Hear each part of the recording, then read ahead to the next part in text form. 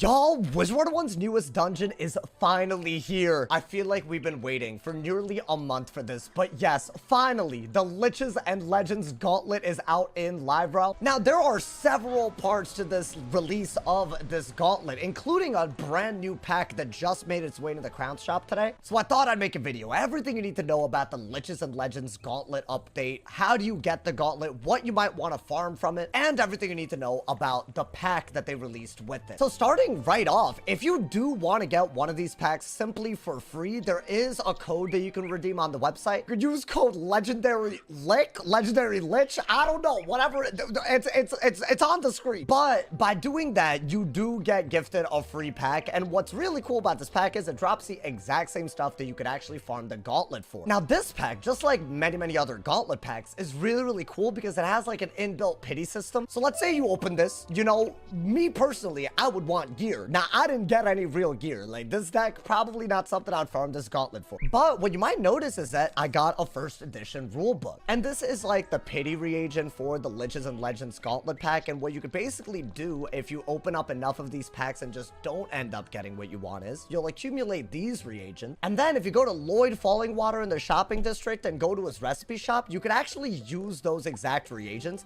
to craft the Gauntlet. So the recipe is now live.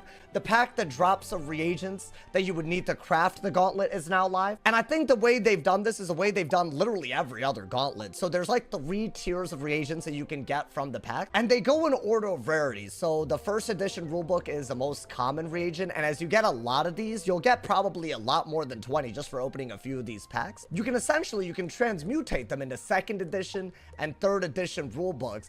As you guys can see, y'all, I have only opened up my member benefit packs from the loyalty store and the one free pack that I got from the code. And I already have a second edition rulebook. I have tons of first edition rulebooks. Essentially, if you open up a ton of these packs, you can craft the reagents that you need to actually just craft a Gauntlet, and then you can farm it yourself without all the RNG of a pack. The alternative way to buy the Gauntlet without any packs is to just purchase it from the website. However, it is for $39.99. But what I think is really cool about Gauntlets in general is you don't need to own the Gauntlet. You don't need to craft your own Gauntlet to run it with a friend that already has it. So let's say the packs and buying Gauntlets aren't your thing. The nice thing is this is a very accessible dungeon because like other Gauntlets, all you need to know is a friend that has a Gauntlet. You don't actually have to make the purchase yourself. Now, what I do recommend is if you have a lot of wizards, there's actually quite a few pieces of gear from this pack that I would open this up for even before farming it, because there's no way that you're going to get everything you need simply from farming. There's a lot of reasons to open this pack. There's honestly some really cool housing items that are like, you know, like if y'all didn't know, the Liches and Legends Gauntlet is like based on essentially a Dungeons of Dragon board game. You have a lot of things like little, you know, chips, dice, you know, like, you know, props. I really like the housing reagents. I feel you could make something kind of cool. Like, obviously, I'm not opening a pack for that, but I think it's actually pretty unique in terms of housing items. But in terms of actual drops that you're going to want from the Gauntlet if you farm it, or if you're going to want to open this pack, this is probably true for every school. The big items that come out of this Gauntlet are going to be the amulet. You're going to be talking about the robe, and we're also going to be talking about the wand. So what makes these special, right? These are the exact same as the Forbidden Library Gauntlet template. So they're very high defense. And in the case of the amulet, it's a square socket,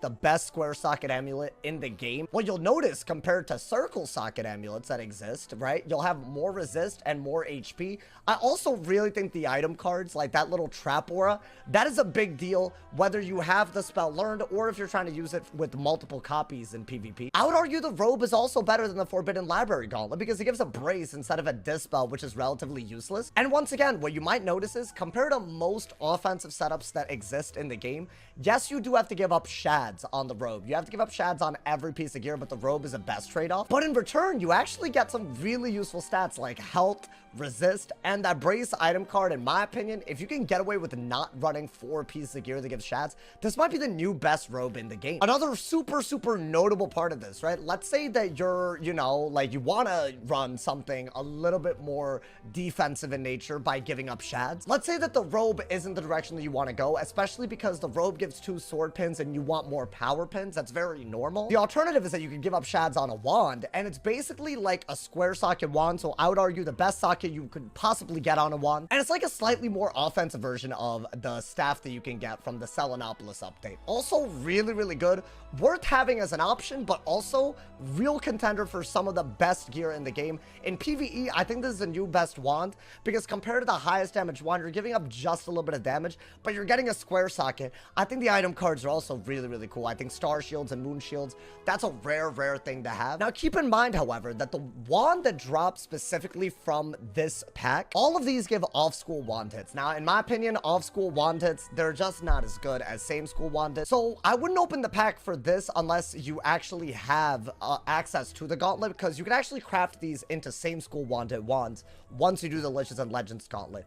I'm pretty sure that the recipes at the end, some of them are badge locked for completing the Gauntlet a lot, but if you're just trying to transmutate one for one wand into another, one robe into another, I'm pretty sure that it just lets you do that without, like, you know, any, like, you know, badges. But let's talk about the badge, right? That's like the big elephant in the room. Let's say that you don't want to open up any packs and you do run the Gauntlet. Yes, you can just get the drop that you want simply by running the Gauntlet. But considering some of this gear is like literally just older gear, but better, a lot of people are probably going to want specific gear on their wizards, right? Maybe for PvP or something, right? The best way to basically guarantee a drop from the Gauntlet is to do it enough times to unlock the crafting recipe from it, but you have to do it multiple times to unlock the badge that lets you craft things from scratch. Otherwise, you need to get unique drops that you can transmutate over without the badge. So that little badge locked thing, if it's just like any other Gauntlet, it should be 25 clears of the Liches and Legends Gauntlet. Keep in mind, because it's a Dungeons and Dragons themed Gauntlet, it does require that you play as other characters.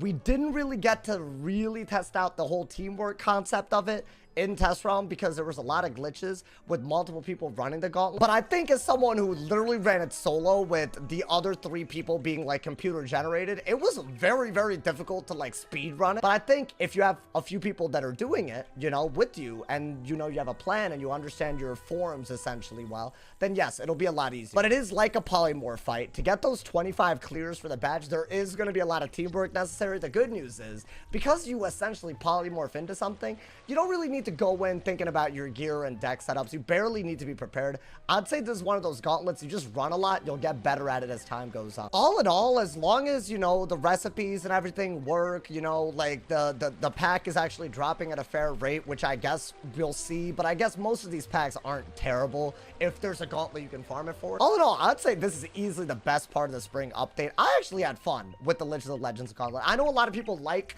dungeons where they're not polymorphed. I totally get that, but I don't know, it had a very unique vibe. I like the accessibility nature of it, and I like that even though it is a reskin template, they made things like unique wands and at least changed up the item cards enough where I'm definitely going to be farming for robes, amulets, and wands from this. My big issue is the fact that we had a test ROM a month ago and we had to wait this long for this gauntlet. I hope in the future they just line up test ROM and the release of this gauntlet in a way where there isn't such a gigantic wait, because I feel like the spring update up to this point really felt incomplete. Now I feel like it feels like a more full-fledged update. I hope y'all agree. I think this is a really cool dungeon. Hopefully y'all have friends that have the gauntlet, or maybe you want to buy the gauntlet anyways, or maybe you get what you want for the pack. Hopefully everyone has a good experience with this update. I feel like we could all use it. But hopefully I covered everything. You can either purchase a gauntlet separately or craft it. There's a pack that's associated with it. There's tons of cool drops, and it's a role-playing gauntlet, so prepare to, you know, engage in some teamwork. Let me know what y'all think of the Liches and Legends Gauntlet release, especially, you know, given how different this one feels compared to others. Maybe people liked the wait, maybe there was some anticipation, I don't know. And let me know what y'all are going to be farming for in the comments. Drop a like if you enjoyed, and leave a sub if you're new. And as always, if somebody hasn't told you you're awesome today, they doing something wrong. Stay awesome, y'all. See y'all soon. And yeah.